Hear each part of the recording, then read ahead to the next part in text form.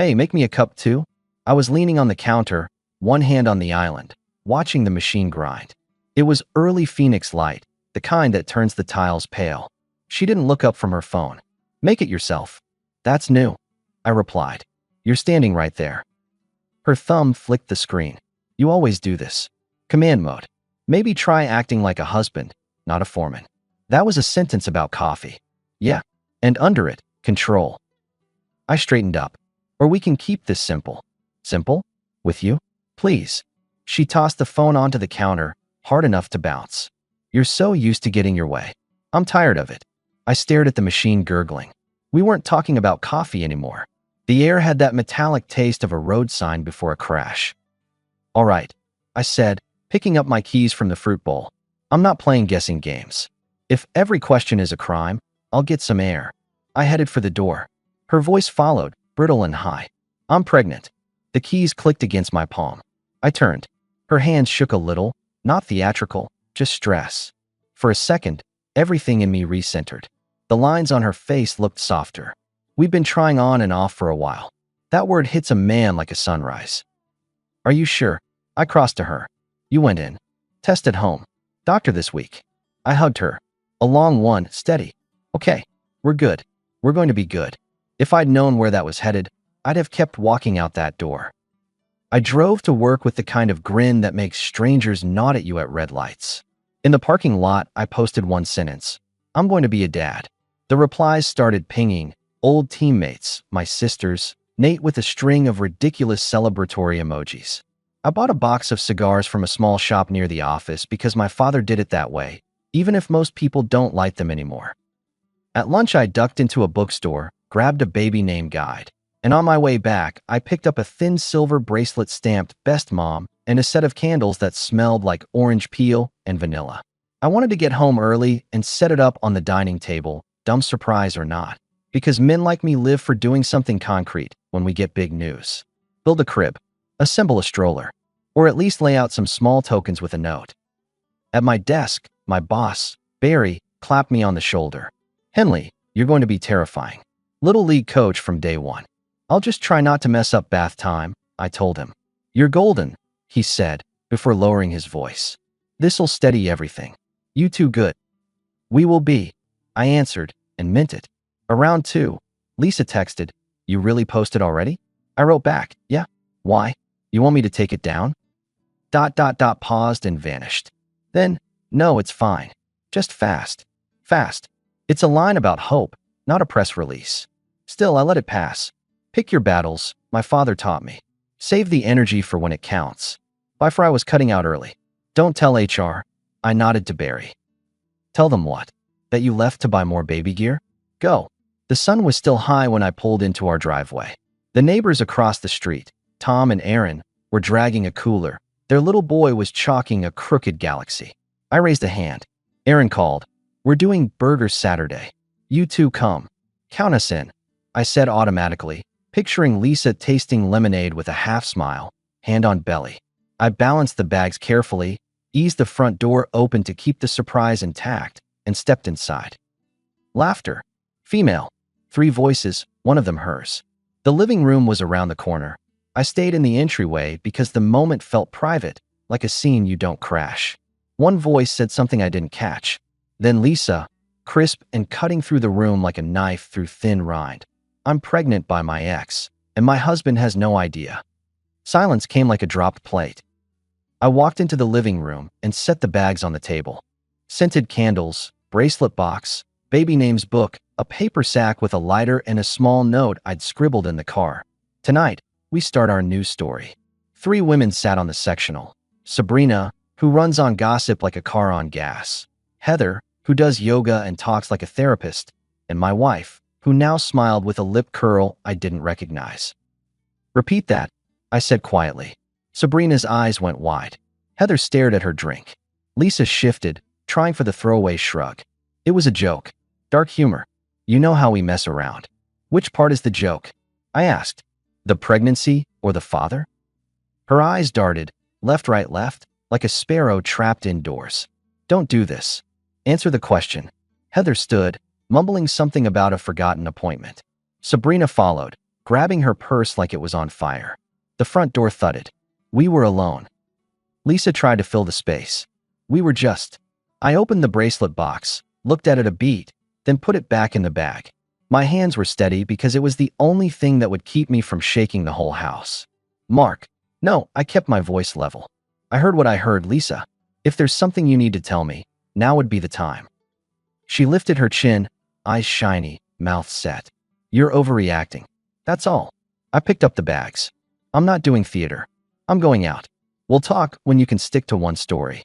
I walked out, put the bags on the passenger seat, and sat behind the wheel with my hands at 10 and 2, looking at the quiet street like it was an X-ray. The neighbor kid's galaxy had a new crude star. Night makes you brave or stupid. I drove across town to a stucco house in a development with identical mailboxes. I'd driven past it before, once, years back, when Lisa confessed she and Brian had met to tie up loose ends, and I wanted to see what kind of guy still had his hooks in my marriage. The porch light was off. I rang the bell and slid my hands into my pockets. The door opened to a woman I recognized from social media scrolling. Paige Cole. Neat ponytail, soft t-shirt, watch glinting. Can I help you? I'm Mark Henley, I said. We've never met. Her eyes narrowed. Do we know? Your husband made my wife pregnant. The hallway behind her seemed to tilt. Shoes lined up. A framed photo of two people in nicer times. She didn't say anything for a second. Then, from deeper in the house, a male voice. Paige? Who is it? Brian stepped into view. I hadn't seen him in person in years. He still had the gym shoulders and the salesman's smile, and it slipped when he saw me. Mark? Hey, this is. Paige turned to him, not taking her eyes off his face. What is this? He lifted a hand as if commanding the air. Babe, go inside. I'll handle. You'll handle what? Her voice had that thin wire through it. She looked at me again. Is this a joke? It's not. I kept my tone even. Your husband knows what I'm talking about.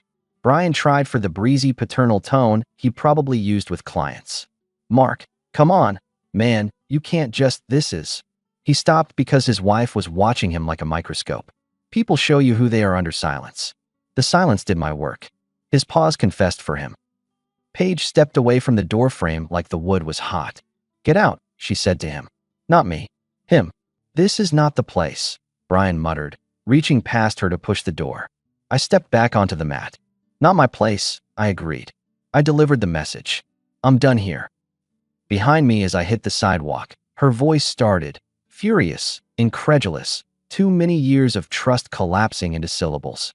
I didn't look back. You don't look back at a house that's on fire if you didn't light the match. I called Nate from the car. Nate's my oldest friend, the kind of guy who shows up in work boots and doesn't leave until the problem is solved. You're at whose house? He asked. Brian Cole's. I said one sentence and left. Where are you sleeping? I'm not going back there tonight. He didn't waste time. Spare room's clean. I'll leave the side gate open. When I rolled up to Nate's, he was on the patio with 2 waters and a bag of chips he didn't touch. He didn't hug me. Men like us don't do that on nights like this. He just asked, what's your plan? I'm not playing defense, I told him. No fights, no pleading. I'm drawing lines. Space. Time.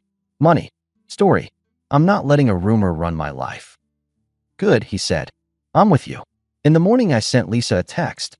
I'll be at the house Saturday noon to pick up some clothes. Please be there or be gone. I'll let you know about the cookout. She wrote back, Mark, please, I said it was a joke. Can we talk? We can, I answered, but not in circles. A beat later came, I love you. I'm scared. I'm sorry. That was the first soft turn. Warm words after a slammed door. I let myself exhale an inch, then put the inch back in my pocket. Saturday, Tom's grill sent smoke signals across the cul-de-sac. Phoenix heat was doing its thing, but in the shade of the carport and a couple of pop-up canopies, the neighborhood did what it always did. Cold beverages, paper plates, too many salads. I wasn't going to go. Then I thought about narrative. Who writes it if I don't? I walked over with Nate. He had the look of a man who will eject anyone who tries him. Aaron hugged me. We heard the news. Congrats. Where's Lisa? Running late, I said. I'm grabbing a burger and heading out. Sabrina was there, which I clocked like a cop in a crowd clocks a pickpocket. She was with 2 other usuals, Maya and Jess. Women who hang sentiment on whatever's convenient that day. They looked at me the way junior high kids look at a substitute teacher. Sabrina stage whispered to them, loud enough. Real men don't walk out on a pregnant wife. I set my plate down. Nate's head turned. He took one small step closer. I answered calmly, for the circle to hear. 2 days ago, I walked into my house with candles and a bracelet and heard my wife say, I'm pregnant by my ex and my husband doesn't know. If you have a quote that tops that, I'll listen. A hush slid over the patio. That detail has weight. It's not a mood, it's a fact. People respect facts, even when they hate them. Sabrina's mouth twisted. You're making a scene. No, I replied. I'm making a boundary. No more talking about me like I'm not standing 10 feet away. If anyone wants to discuss my marriage, they do it with me present, or they don't do it. She stepped forward, too close. You think you're a hero. Her hand shot out. Quick slap, not hard enough to bruise, but sharp enough to carry the sting of someone who wanted her line to land. Nate's voice came like a whistle. You're done. He pointed to the gate. He didn't yell. He didn't ask Tom. He moved like a bouncer who owns the place. Tom, a good man who hates drama, put a hand on Sabrina's elbow. Out. Now. Jess sputtered. This is... out, Tom repeated. He wasn't smiling. They left in a knot of indignation, dragging the story behind them like a broken kite. I picked up my plate again and took a bite. People didn't make eye contact for a minute. Then Aaron came and refilled the bowl of chips like life had to pretend to be normal, and that was that. I turned to Nate. Thanks. He shrugged. You set the line. I kept it tidy. I ate the rest of the burger standing. I said goodnight to Tom, thanked him for the hospitality, and told him, clearly and politely, that I wouldn't be attending any more gatherings where people used my name as sport. Not a threat, I added. A preference. He nodded, shame in his eyes for what happened under his roof. Won't happen again. On the walk back, Nate asked, You sure you want to do the lawyer thing? I don't want to fight, I told him. I want the truth on paper. Monday morning, I sat in a quiet office with frosted glass and a bowl of mint candies. The name on the door, Karen Blake. She was mid-40s, steady gaze, legal pad already half-filled. You said you don't want drama, she started. Good. Because drama is expensive and wastes your life. You want clarity. I want facts, I answered. And I want to adjust my life accordingly. She uncapped a pen. Then we build a timeline. Work travel, phone pings, house logs, her medical records, and any communications relevant to conception dates. I can get you plane tickets, hotel receipts, gate photos, I said. I was in Chicago in June for 2 weeks. Which dates? 10th through 24th. She wrote the range, circled it. We'll pull the window of conception. If it intersects with your Chicago trip, we'll have biological clarity. I'm not out for blood, I told her. I'm out for dignity. Karen's mouth hinted at a smile. You'd be surprised how rare that sentence is in my office. Nate met me afterward at a diner near my work. He brought a folder because he's a man who respects paper. I found the calendar app you never use, he grinned. You had client dinners logged in Chicago on the 12th, 15th, and 18th. And your boarding passes. And the hotel key charge. Good, I said. We're not writing a story. We're laying bricks. That afternoon, Karen texted, Need consent for release of prenatal records. I forwarded it to Lisa with a one-line note. Please sign and return to Karen. She responded, Who is Karen? The attorney who will help us get clarity, I wrote. She took a half hour, then sent a signed doc. That was the second soft turn, cooperation, as if nothing had happened in my living room. The tactic was clean, go along enough to keep me warm. 2 days later, Karen called. I have the window, she said. Estimated conception between June 12th and 18th. And you have my travel receipts. I do. Thank you, I told her. Send me a copy. You seem calm, she said. I've been angry before, I answered. It never helped me pay a bill. That's good, Karen replied. Angry men try to win. Calm men exit with grace. I drove back to Nate's and sat on his patio in the twilight, the desert air cooling slightly, which passes for mercy in Phoenix. I looked at the printout on my lap. 2 ranges. No overlap. You don't need a law degree for that math. Nate poured 2 glasses of unsweet tea. So, June 12 to 18. I was in a different time zone. He didn't say congrats or sorry. He just asked, What's your next move? I'll go home. pack my essentials, and remove ambiguity. I'll set a new schedule and new rules of contact. No yelling. No debate. You want me nearby? I'll handle it. Call if you need a wall to lean on, he said, or to knock down. When I walked into the house that evening, it was cleaner than I'd seen it in months. The dining table had a linen runner we only used on holidays. Photos of us from 4 years back were suddenly on the mantel again, smiling at sunsets, picnic blanket, that trip to San Diego where we ate street tacos and felt like we'd beaten time. She'd curated the room like an exhibit. She stepped out from the kitchen with a tray of cut fruit. I made your favorite, she said. I'm here to pack, I answered. Just 5 minutes. She placed the tray down. We've been off, I know that. I've been scared and stupid and trying to get your attention in the worst ways. But this baby, she touched her stomach. It's ours. Karen pulled the conception window, I said. June 12th to 18th. Her face froze, some calculation happening behind her eyes. Those windows are estimates. I was in Chicago from the 10th to the 24th. Your phone pings at this house, and at your office match that. You know how much I hate math. This one I can do. She swallowed. It's yours, Mark. It has to be. Women always know who the father is, I replied. You were hoping I wouldn't know. That's not fair. What's fair is a conversation with the truth in it. I turned toward the hall. I'm taking clothes, my tools, my documents. You can use the house. I'll coordinate pickups by text. All finances continue as agreed until we draft new terms. Communication only via email or text. No drop-ins. No scenes. She shadowed me down the hallway. So you're punishing me. I'm removing myself from a game show. I'm pregnant, and you're leaving. You made an announcement to your friends that drew a clear picture. You told me it was a joke. Then your timeline told me everything else. I'm not the audience for this anymore. She grabbed my arm, fingers tight. Please, we can fix this. I took her hand gently and moved it away. You didn't just break us. You buried us. I'm done cleaning up the debris. In the bedroom, I pulled a duffel from the closet. Socks, shirts, 2 suits, boots, toolbox from under the bed, the small fire safe with passports and a stack of titles. She hovered at the doorway like a guard without a badge. What do I tell people? She asked. The truth. Or nothing. But stop telling jokes with me as the punchline. She exhaled hard. You're not even going to yell. No, you don't get to put me in that costume. On the way out, I paused at the table where the bracelet bag still sat from the other night. I took out the bracelet, closed the clasp around the box so it couldn't fall out, and slid the whole thing into my duffel, leaving with my name on it. I said, seems appropriate. Mark, she pleaded, and this time her voice shook. Please, please don't do this. I adjusted the strap on my shoulder. We already did, I told her. I set my key, the spare, on the table by the door. I'll mail the rest. She stood in the entryway as I stepped onto the porch. The heat hit me like an oven door. I didn't slam anything. I didn't look back. I walked to my truck, turned the engine, and let the radio stay off. At the light, my phone vibrated. A long text from Lisa, all caps and small words and promises, and a line about destiny.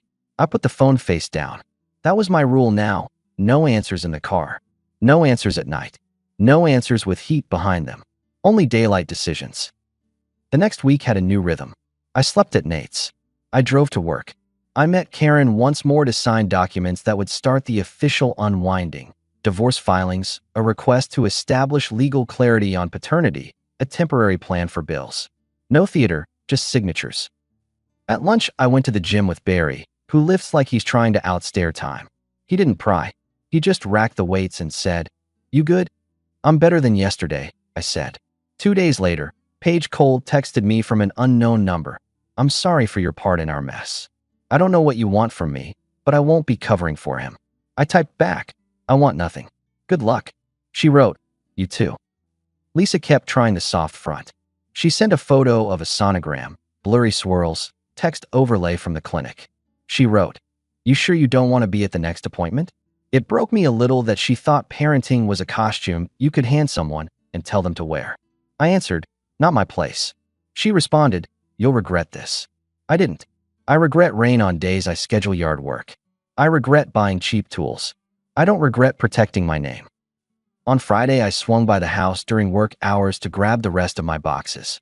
I texted ahead, coming by at 2. Please leave the front door open. She wrote back, I'll be here. Let's talk like adults. The living room was even more staged now. Candles arranged, soft music, picture frames like witnesses. She wore the sweater she used to wear when we'd go for late desserts on Sundays. I made coffee, she offered. I'm good, I said, bending to lift the box of books I'd set aside years ago and never read. This is not you, she tried. You don't quit. I don't tolerate disrespect. Different category. I was scared, she said. I made a bad joke. You made a statement so your friends would validate a private choice, I replied. You tested how far you could go by lowering me in the room where my own couch sits. That was the play. You're being cruel, she whispered. No, I'm being clear. I took the last box to the truck.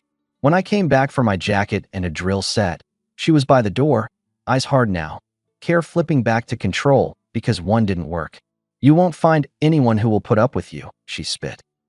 That's not the goal, I said. I want someone who doesn't make me a joke to my neighbors. She made a noise like a laugh that lost its nerve. Good luck. Already making my own, I answered. You should try it.